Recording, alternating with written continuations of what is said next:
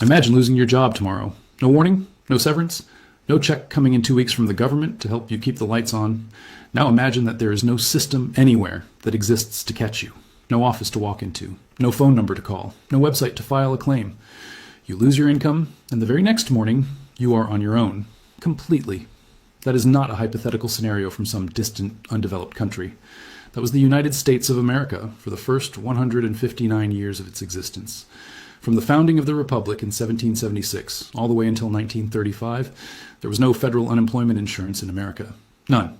If you lost your job, whether through a financial panic, a factory closure, a seasonal layoff, or because your boss simply didn't like your face that morning, the government had absolutely nothing for you. No checks, no benefits, no retraining programs, nothing.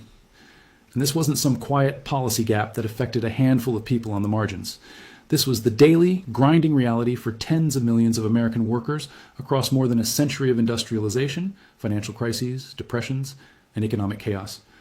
The country that was building railroads across continents, producing more steel than any nation on earth, and minting millionaires at a pace the world had never seen, had zero mechanism to help a laid-off steelworker feed his children. So, what did people actually do? When the factory gates shut, when the mines went dark, when the banks collapsed and the foreman told you not to come back on Monday, what happened next? The answer to that question is one of the most overlooked and devastating chapters in American history. And to understand it, we need to go back to the beginning, to a time when the very concept of unemployment didn't even have a name. In the early decades of the American Republic, the economy looked nothing like what we'd recognize today. The overwhelming majority of Americans lived on farms. They grew their own food, raised their own livestock, built their own shelters. The idea of a job, in the modern sense of showing up to someone else's place of business in exchange for a fixed wage, was still relatively uncommon outside of port cities and a few early manufacturing centers. If a farmer had a bad harvest, he didn't think of himself as unemployed. He thought of himself as unlucky. He might barter with his neighbors, hunt more game, or tighten his belt until the next season. But as the 1800s progressed, something fundamental began to shift. The Industrial Revolution reached American shores, and it transformed everything. Factories sprouted up in New England and the mid-Atlantic states. Textile mills hummed along rivers. Ironworks belched smoke into the skies of Pennsylvania. And for the first time, millions of Americans left the land and migrated to cities to sell their labor for wages. This was a seismic change, and it introduced a vulnerability that agrarian life had never really known. When you worked on a farm, you might be poor, but you had land, you had crops, you had something. When you worked in a factory, you had a wage, and when that wage stopped, you had nothing. Your entire existence depended on the continued willingness of an employer to pay you, and that willingness could evaporate overnight for reasons entirely beyond your control. The first major test of this new vulnerability came with the Panic of 1837. It was one of America's earliest financial crises, triggered by a speculative land bubble and reckless lending by state-chartered banks. When the bubble burst, the consequences were immediate and catastrophic. Banks failed, businesses shuttered, and in New York City alone, historians estimate that more than half of the city's craft workers lost their jobs almost overnight. These were skilled tradesmen, carpenters, printers, tailors, shoemakers, people who had spent years learning their craft. And suddenly, they had nothing. There was no system to help them, no unemployment office, no government bureau. The federal government under President Martin Van Buren did not view the welfare of individual workers as a federal responsibility. That was considered a matter for private charity, for churches, for families. The prevailing political philosophy of the era held that government intervention in the economy was dangerous, that it would create dependency, that it would undermine the moral fiber of the working man. And so the government did what it would continue to do for almost another century. It watched. What the unemployed workers of 1837 actually did was what unemployed Americans would do again and again for generations. They begged, they scraped, they wandered. They leaned on whatever thin threads of support their communities could offer. Some went to almshouses, grim institutions run by local counties where the destitute could receive basic shelter and food in exchange for labor. These were not places anyone wanted to be. The conditions inside were deliberately harsh, designed to be so miserable that only the truly desperate would seek them out. The philosophy behind the almshouse was rooted in a deep suspicion of the poor, a belief that poverty was a character flaw, and that making relief too comfortable would encourage laziness. For those who refused the almshouse, the alternatives were even bleaker. You walked. You literally walked from town to town, knocking on doors, looking for any kind of work, seasonal labor on farms, day jobs at docks, chopping wood, digging ditches, whatever you could find. If you found nothing, you slept outside. You ate what you could scavenge, and if you were lucky, a church or a charitable society might give you a bowl of soup and a night on a cot before sending you on your way the next morning. This pattern, this brutal cycle of boom and bust with no safety net underneath, would repeat itself with devastating regularity throughout the entire 19th century. And each time the scale of the suffering grew larger, because the economy itself was growing larger, more interconnected, and more dependent on industrial wages. The Panic of 1873 was the next great catastrophe. It started when the Philadelphia banking firm of J. Cook and Company, one of the most prestigious financial houses in the country, declared bankruptcy after overextending itself on railroad investments. The collapse sent shockwaves through the entire financial system. The New York Stock Exchange shut down for 10 days. 89 of the country's 364 railroads went bankrupt. 18,000 businesses failed within 2 years, and unemployment surged to an estimated 14% of the labor force, a staggering number in an era when there was no mechanism to count the jobless and no system to support them. The depression that followed, known as the Long Depression, lasted 6 agonizing years, from 1873 to 1879. And during those years, the suffering of American workers reached a scale that the young nation had never experienced. In New York City, the number of families receiving charitable relief jumped from 5,000 in 1873 to 24,000 in 1874. Workers who had managed to keep their jobs saw their wages slashed to as little as $1 per day. And those who lost their jobs entirely faced a world that offered them almost nothing. The response of the government, at every level, was to do as little as possible. When 5,000 unemployed workers marched on Chicago's City Hall in December of 1873, demanding public works jobs or the distribution of charitable funds, the city's administration refused. The mayor argued that providing relief would deprive individuals of their independence and self-respect. Instead, he urged workers to take up self-help. This was not an unusual response. It was the standard one. The idea that government had any obligation to help unemployed workers was considered radical, even un-American, by the political establishment of the era. And so workers did what they could.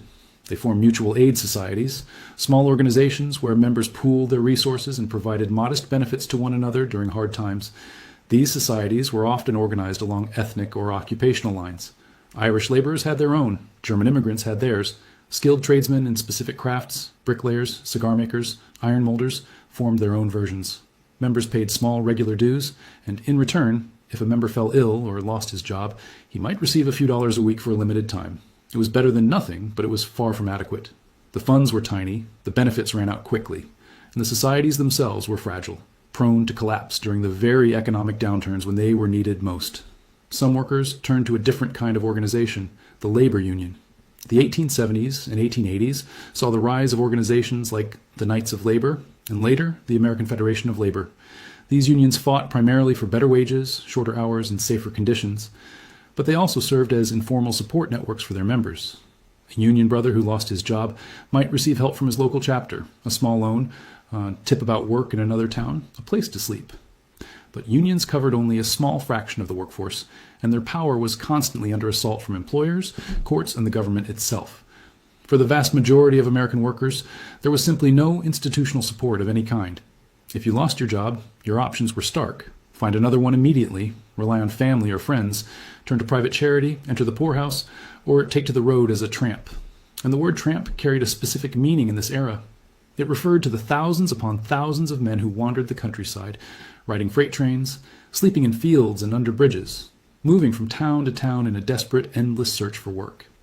By the 1870s and 1880s, tramping had become so widespread that it was practically its own subculture, complete with its own codes, symbols, and survival strategies. Tramps would leave chalk marks on fences and walls, a system of hieroglyphics that told the next man whether a particular household was generous with food or whether the local sheriff was hostile. Municipal authorities viewed these wandering unemployed men not as victims of economic forces beyond their control, but as threats to public order. Cities passed vagrancy laws that made it a crime to be homeless and jobless. A man could be arrested simply for not having visible means of support. The punishment was often a stint on a chain gang or in a local jail, which ironically provided the very thing the government refused to offer voluntarily: food and shelter. Then came the Panic of 1893, and it made everything that came before look like a rehearsal. This depression was triggered by a complex web of international financial instability, railroad overbuilding, and a crisis of confidence in the American dollar. When it hit hard. Over 600 banks failed. 16,000 businesses went under. The unemployment rate soared past 20% in many states, and in some industrial centers, 1 out of every 4 workers was out of a job. In Pennsylvania, the devastation was especially severe. In Chicago, Illinois, 100,000 people were sleeping in the streets. The scale of the crisis was so enormous that it overwhelmed every existing mechanism of private charity. Soup kitchens ran out of food, churches ran out of space, mutual aid societies ran out of money, and the government, once again, did essentially nothing. The federal government provided no relief whatsoever. President Grover Cleveland believed that the government had no constitutional authority to provide direct assistance to citizens, and famously declared that while the people should support the government should not support the people. It was in this atmosphere of desperation and abandonment that something unprecedented happened. In the spring of 1894, a businessman from Ohio named Jacob Coxey decided that if the government wouldn't come to the people would go to the government. He organized what became known as Coxey's Army, a march of unemployed workers from Massillon, Ohio, to Washington, D.C. It was the first significant protest march on the nation's capital in American history. Coxey's plan was straightforward.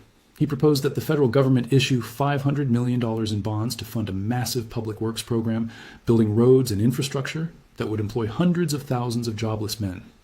The idea was remarkably similar to what Franklin Roosevelt would actually implement nearly 4 decades later. But in 1894, it was considered wildly radical. About 100 men set out from Ohio on Easter Sunday, March 25th, 1894. They walked for over a month, picking up supporters along the way. By the time they reached Washington on May 1st, around 500 marchers had made the journey. 40 newspaper reporters followed them the entire way, making it one of the most covered events of the year. Newspapers alternated between portraying the marchers as dangerous radicals and as pitiable victims. Some called them tramps, others called them the vanguard of revolution. The reception they received in Washington was telling. Rather than meeting with the marchers or addressing their grievances, the authorities arrested Coxey and his co-leaders the moment they stepped onto the Capitol lawn. The charge was trespassing. One congressman dismissed the march entirely, declaring that unemployment was an act of God. The newspapers largely joined the attack, accusing Coxey of propagating the most dangerous lesson that can be taught to the American people, the lesson of dependence on the government. No public works bill was passed. Coxey went to jail for 20 days. The marchers dispersed, and the Depression ground on for several more years, leaving millions to fend for themselves. Now, it's important to understand why America was so far behind the rest of the industrialized world on this issue, because while American workers were being told that unemployment was an act of God, European countries were already building systems to address it. Germany, under Chancellor Otto von Bismarck, had introduced a comprehensive social insurance system in the 1880s, covering sickness, accidents, and old age pensions. Great Britain adopted one of the world's first systems of unemployment insurance in 1911, funded by a combination of employer and employee contributions and state subsidies. These were not acts of charity. They were structural recognitions that, in a modern industrial economy, unemployment was inevitable, and that leaving workers to face it alone was both cruel and economically destructive. But America resisted, and the reasons for that resistance were deeply embedded in the country's culture and political DNA. There was the tradition of rugged individualism, the belief that every man was the master of his own fate, and that success or failure was purely a matter of personal character. There was the powerful influence of industrialists and business owners who feared that any form of government-provided benefits would reduce their leverage over workers and drive up their costs. There was the suspicion of European-style socialism, which was viewed by many Americans as fundamentally incompatible with democratic capitalism. And there was the simple, stubborn inertia of a political system that was dominated by the interests of capital, not labor. Even organized labor itself was divided on the question. The American Federation of Labor, under the long leadership of Samuel Gompers, actually opposed compulsory unemployment insurance for decades. Gompers and the AFL believed that such legislation would tie workers to their jobs, open the door to discrimination against union members, and be less effective than their preferred solutions of shorter working hours and work-sharing arrangements. It wasn't until 1932, with millions of workers unemployed and the economy in free fall, that the AFL finally reversed its position and endorsed compulsory unemployment insurance. A few states tried to act on their own. Wisconsin became the first state to pass a law establishing an unemployment insurance program in 1932. But it was a modest program, and it stood alone. Other states considered similar legislation, but were paralyzed by a fear that would echo through every debate about labor regulation for generations: competitive disadvantage. If one state required employers to fund unemployment insurance and its neighboring states did not, businesses would simply relocate to the states with lower costs. It was a race to the bottom, and it effectively prevented any individual state from acting boldly. And then came the event that changed everything: the Great Depression. The stock market crash of October 1929 didn't immediately plunge the country into disaster. At first, many believed it was a temporary correction, a hiccup in an otherwise booming economy. President Herbert Hoover confidently predicted in March of 1930 that the worst of the unemployment would pass by that summer. He was catastrophically wrong. The unemployment numbers tell the story with a clarity that is almost unbearable. In 1929, fewer than 3 million Americans were out of work. By 1930, the number had risen to 4 million. By 1931, it was 8 million. By 1932, it was 12.5 million. And at the absolute nadir, in 1933, nearly 13 million Americans were unemployed, representing 24.9% of the total workforce. 1 in 4 working Americans had no job. But even those numbers don't capture the true scale of the human catastrophe. Because unemployment in the Great Depression didn't just mean a loss of income. It meant a loss of everything. Without any form of government assistance, a layoff was the first domino in a chain reaction of destruction. First, the savings went, then the credit, then the furniture and the personal possessions sold off piece by piece, then the rent couldn't be paid, then the eviction notice. In 1932 alone, 273,000 American families were evicted from their homes. By 1933, an estimated 2 million people were homeless in the United States. Where did they go? They went to the streets, they went to the parks, they went to the vacant lots on the edges of cities, where they built shelters out of whatever they could find, scraps of wood, flattened tin cans, old car doors, cardboard, tar paper. These makeshift settlements sprang up in every major city in the country, in New York, in Chicago, in Los Angeles, in Seattle, where the largest one occupied 9 acres of waterfront land. They were called Hoovervilles, named after President Hoover, in bitter mockery of his failure to act. The name stuck because it captured something essential about the public mood, a sense of betrayal by a government that had promised prosperity and delivered ruin. The language of the era was saturated with this bitterness. Newspapers used as blankets were called Hoover blankets. Empty pockets turned inside out were Hoover flags. Broken down cars pulled by mules because their owners couldn't afford gasoline were Hoover wagons. Jackrabbits hunted for food were Hoover hogs. Even homeless men hitching rides on freight trains were called Hoover tourists.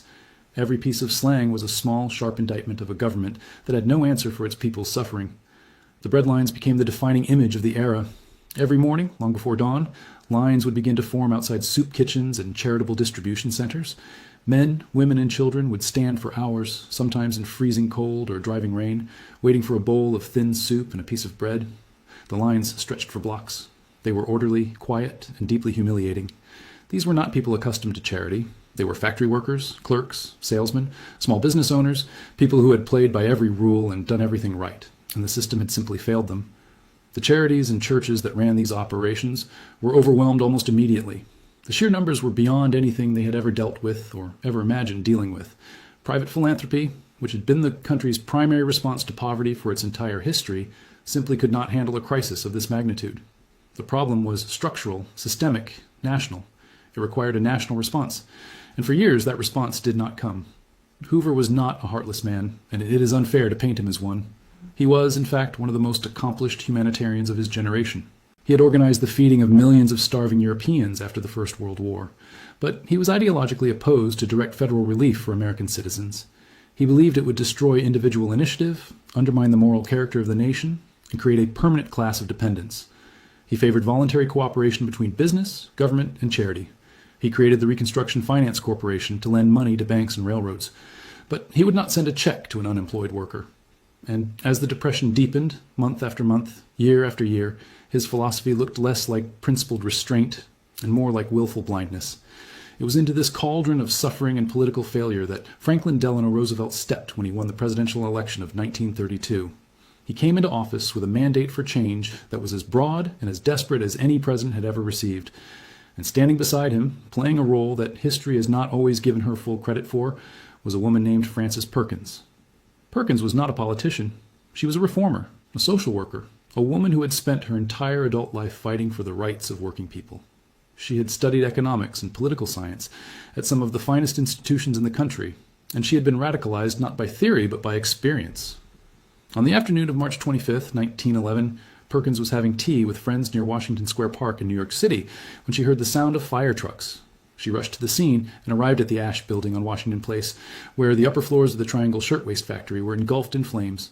What she witnessed that afternoon would haunt her for the rest of her life and shape the course of American history. The factory employed hundreds of young women, mostly immigrants, who worked long hours sewing garments in cramped, dangerous conditions. The doors to the stairwells were locked. a common practice by factory owners to prevent workers from taking unauthorized breaks. When the fire broke out, the women were trapped. Some tried to escape down the fire escape, which collapsed under their weight. Others crowded into the elevators until the elevator shafts were clogged with bodies. And then, with nowhere else to go, they began to jump. Perkins watched as young women, some of them clasping hands, leaped from the 8th, 9th, and 10th floors to the pavement below. 146 workers died that day. Most of them were young women. Some were as young as 14. Perkins later called that day the New Deal was born. It transformed her from an advocate into an activist, from a reformer into a revolutionary in the truest sense of the word. In the years that followed, she threw herself into the fight for workplace safety laws, labor regulations, and the protection of workers' rights. She served on New York's Factory Investigating Commission, became a member of the State's Industrial Commission, and eventually rose to become the State's Industrial Commissioner under Governor Franklin Roosevelt. When Roosevelt won the presidency in 1932, he asked Perkins to serve as his Secretary of Labor. She would be the first woman ever to hold a cabinet position in the United States government. She agreed, but she had a condition. She presented Roosevelt with a list of priorities that she wanted his support for. The list included a federal minimum wage, maximum hour laws, unemployment insurance, old age pensions, a ban on child labor, and workers' compensation. Roosevelt agreed to support all of them. In June of 1934, Roosevelt issued an executive order creating a cabinet-level committee on economic security, and he appointed Frances Perkins as its chair.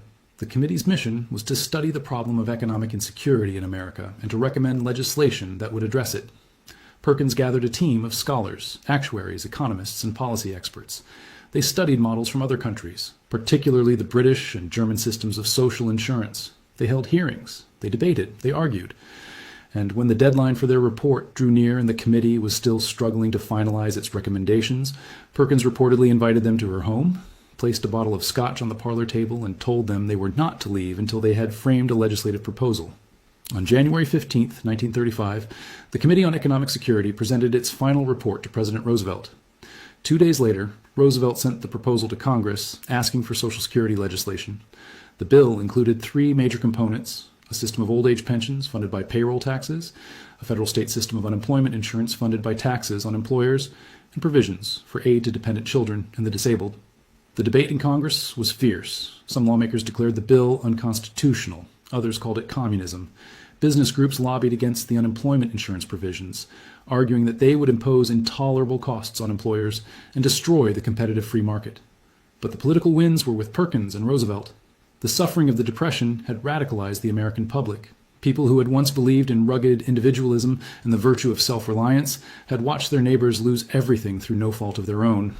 The old arguments about moral character and government dependency rang hollow in a country where a quarter of the workforce couldn't find a job no matter how hard they tried.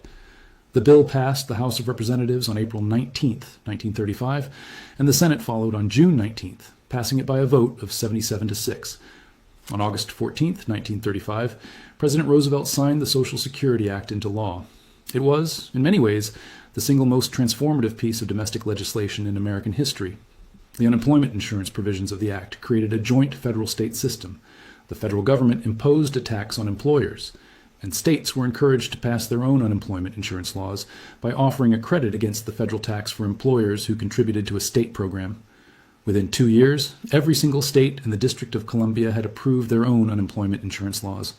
By 1939, all state programs were fully operative. But it's essential to understand that the system created in 1935 was far from perfect and far from universal. The initial law applied only to employers with 8 or more employees, and only to those in commerce and industry. Massive segments of the American workforce were explicitly excluded. Agricultural workers, who were disproportionately Black and Latino, were left out. Domestic workers, who were overwhelmingly women of color, were left out. Government employees were excluded. Workers in small businesses were excluded. The exclusions were not accidental. They were the product of political compromises with Southern Democrats, who insisted that the New Deal's benefits not extend to the Black workers who formed the backbone of the Southern agricultural economy. It was racism, plain and simple, woven into the fabric of the legislation from the very beginning. So even after 1935, the question of what happened when you lost your job had very different answers depending on who you were and where you stood in America's racial and economic hierarchy. A white factory worker in Ohio might receive modest weekly benefits for a limited time. A Black sharecropper in Mississippi got nothing. A domestic worker in Georgia got nothing. The safety net, such as it was, had enormous holes in it, and those holes were not random. They were designed. Over the decades that followed, the system was gradually expanded. In 1954, coverage was extended to employers with 4 or more workers. By 1970, even businesses with a single employee were required to participate. Agricultural workers, domestic workers, and government employees were eventually brought under the umbrella, though the process was slow and uneven. But the fundamental structure of the system, a joint federal-state partnership funded by employer taxes, remained largely unchanged from the framework Perkins and her committee designed in 1934. Now, step back and consider the sheer weight of what we've been talking about. For 159 years, from the founding of the nation to 1935, the most powerful economy in the world had no unemployment insurance. During that time, the country experienced at least a dozen major financial panics and depressions. The Panic of 1819, the Panic of 1837, the Panic of 1857, the catastrophic Depression of 1873 to 1879, the devastating Panic of 1893, the sharp recession of 1907, the Depression of 1920 to 1921, and finally, the Great Depression itself. Each of these crises threw millions of Americans out of work, and in every single case, the government's response was essentially the same. You're on your own. The human cost of that ideology is almost impossible to calculate. How many people starved? How many children went without meals, without education, without medical care? How many families were torn apart by the stress of sudden, total poverty? How many men walked the roads until their shoes wore through, sleeping under bridges and in ditches, looking for work that didn't exist? How many people died of exposure, of disease, of despair? There are no reliable statistics for most of this period, because nobody was counting. The suffering of the unemployed was largely invisible to the people who ran the country, and when it was visible, it was dismissed as the natural consequence of personal failure. What the story of unemployment insurance in America reveals is something uncomfortable about the relationship between a society and its most vulnerable members. The safety net that Americans take for granted today, the assumption that if you lose your job through no fault of your own, there will be some modest temporary support to help you get through, that assumption is extraordinarily recent. It didn't exist for most of American history, and it wasn't created because the people in power suddenly developed a sense of compassion. It was created because the suffering became so vast, so undeniable, so threatening to the stability of the entire social order, that doing nothing was no longer a viable political option. The Great Depression didn't change America's mind about unemployment insurance because it introduced a new argument. The arguments had been there for decades. European countries had acted on them a generation earlier. What the Depression did was remove the ability to look away. When a quarter of the country was out of work, when Hoovervilles dotted the landscape of every major city, when breadlines stretched for blocks in broad daylight, the old story about rugged individualism and personal responsibility became impossible to maintain. The fiction that unemployment was a character flaw collapsed under the weight of 12 million living, breathing counterexamples. And yet, even then, even in the depths of the worst economic catastrophe in the nation's history, the creation of unemployment insurance was a fight. It was opposed by powerful business interests, by ideological conservatives, by Southern politicians who wanted to preserve racial hierarchies, and even by some labor leaders who feared government control. Francis Perkins had to push, cajole, strategize, and compromise to get the Social Security Act through Congress. It was not inevitable. It was not a foregone conclusion. It was a political achievement, hard-won and deeply contested. The legacy of that fight is still with us. The unemployment insurance system that Perkins helped create has been expanded and reformed over the decades, but its fundamental tensions remain. It still varies dramatically from state to state. Benefit amounts differ. Duration differs. Eligibility requirements differ.